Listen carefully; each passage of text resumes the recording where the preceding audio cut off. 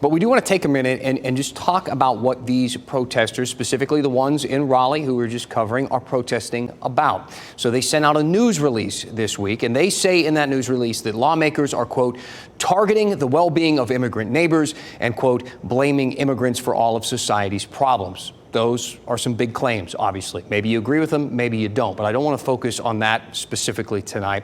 I want to focus on a couple of specific points in that news release and some of the things that they mentioned. We talked about it just a moment ago. Two state bills, Senate Bill 153 and House Bill 318.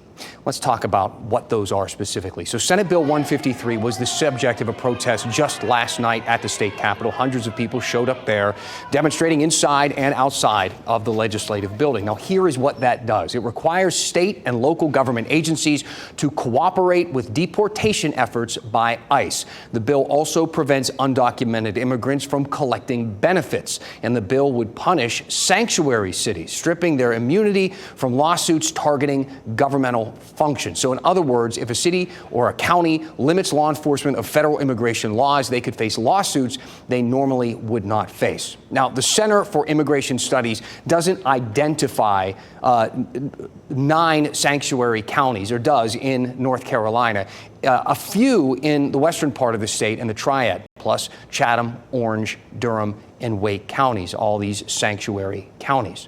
That is Senate Bill 153.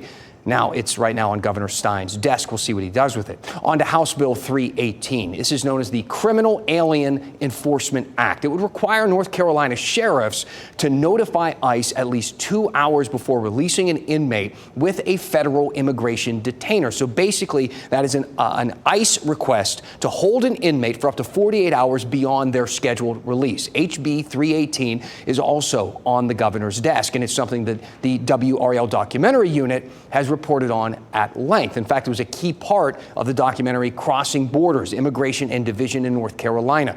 WRAL documentary reporter Kristen Severance talked to lots of people exploring multiple angles of this. So you can get a better perspective on immigration by watching them that may differ from yours, whether you agree or disagree with these state laws or whether you support or oppose these protesters. I do want to hear your thoughts on this. You know, this is, of course, one of the biggest issues, certainly, that the country is talking about right now. Let me hear your thoughts. Send me an email, dan@WRAL.com. What piece of the story is the news missing? We'd like to talk about it. Tell me what is on your mind, and we will go in depth.